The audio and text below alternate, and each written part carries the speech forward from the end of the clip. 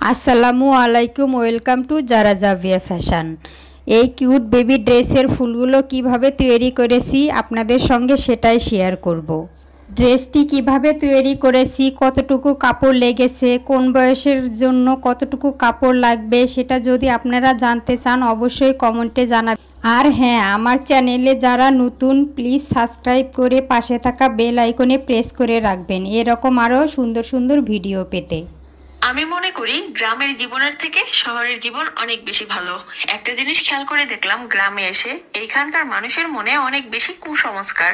এরা নিজেদের জীবনের চাইতে অন্যের জীবনে কি ঘটনা ঘটতে চলছে সেটা নিয়ে অনেক বেশি মাথা ঘামায়। গ্রাম হয়তোবা আপনাকে খুব সুন্দর একটা পরিবেশ উপহার দিবে, কিন্তু আপনাকে কখনো মানসিক শান্তিটা দিবে না। এইখানকার মহিলারা পরনিন্দা নিয়ে অনেক বেশি ব্যস্ত থাকে, পুরুষরা জায়গা জমি বিচার সালিশ এইসব নিয়ে ব্যস্ত থাকে। কার হাড়িতে কি রান্না হচ্ছে এগুলোও তারা খেয়াল করতে ভুলে যায় না। আপনি কত টাকা ইনকাম করছেন অথবা আপনার স্বামী কত টাকা ইনকাম করছে, আপনাদের সংসারে কি নিয়ে ঝামেলা চলছে, এইগুলা নিয়ে আপনার থেকে অন্যদের মাথা ব্যথা থাকবে। একটা জিনিস খেয়াল করলে দেখবেন, যারা ঢাকা শহরে থাকে তারা কিন্তু কে কত টাকা ইনকাম করছে, কার স্বামী কি করছে, এত কিছু নিয়ে কেউ মাথা ঘামায় না। কারণ শহরের মানুষের এতটাও সময় নেই যে অন্যকে নিয়ে ভাববে। কোথায় যেন একটা পড়েছিলাম, সামর্থ্য থাকলে কখনোই গ্রামে থাকা উচিত না। গ্রামে 100 বিঘা জমির মালিক হওয়ার চেয়ে শহরে বাসায় ভাড়া থাকা অনেক ভালো, অনেক সম্মানের আর অনেক আরামদায়ক। এখানে বেশিরভাগ মানুষ এতটাই টক্সিক যে তারা তাদের ব্যক্তিগত জীবনের থেকে আপনার জীবন নিয়ে অনেক বেশি চিন্তিত।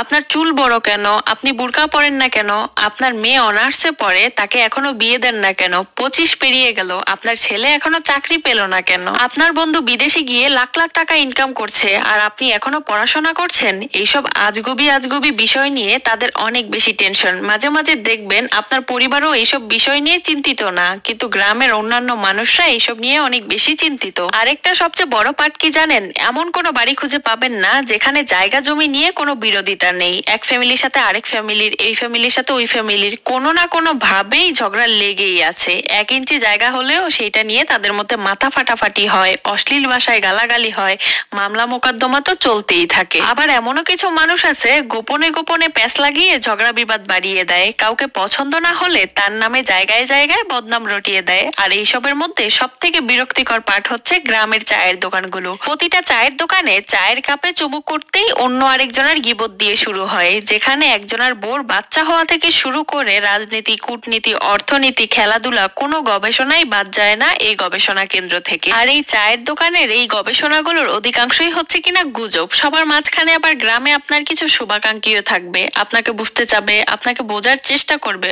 আর এই শুভাকাঙ্ক্ষী মানুষগুলো তারা অন্যের ব্যক্তিগত জীবন নিয়ে কখনোই অত বেশি মাথা ঘামাবে না। এক কথায় তারা মাথাই ঘামাবে না, কারণ তারা বোঝে যে কারো ব্যক্তিগত লাইফে হস্তক্ষেপ করা যায় না। যারা বোঝে না তারাই কিন্তু ঠিকই অন্যকে নিয়ে সমালোচনা করে। আমি আবার বলবো যে সবাই এক, এরকমটা কিন্তু না। এরকমও অনেক ভালো মানুষ আছে যারা কখনোই কাউকে নিয়ে গবেষণা করে না, আবার এরকমও বেশিরভাগ খারাপ মানুষ আছে যারা এইসব না করে থাকতেও পারে না। তো যাই হোক, আজকে আমি অনেক কথা বলে ফেললাম আপনাদের সাথে। আমার কথায় যদি কোনো ভুল হয়ে থাকে অবশ্যই ক্ষমা দৃষ্টিতে দেখবেন। পরিস্থিতি যতই খারাপ হোক না কেন নিজেকে সামলাতে শেখো। যেটা দেখছো সেটা হলো মোহমায়া, আর বাকিটা প্রয়োজন আর স্বার্থ। আর মানুষের কথা ভাবছো সেটা তো আবহাওয়ার থেকেও দ্রুত পরিবর্তন হয়ে যায়। কথা বলতে বলতে আমার ফুলগুলো লাগানো কমপ্লিট। ডিজাইনটি কেমন হয়েছে অবশ্যই কমেন্টে জানাবেন। আর হ্যাঁ, ভিডিওটি ভালো লাগলে শেয়ার করতে ভুলবেন না।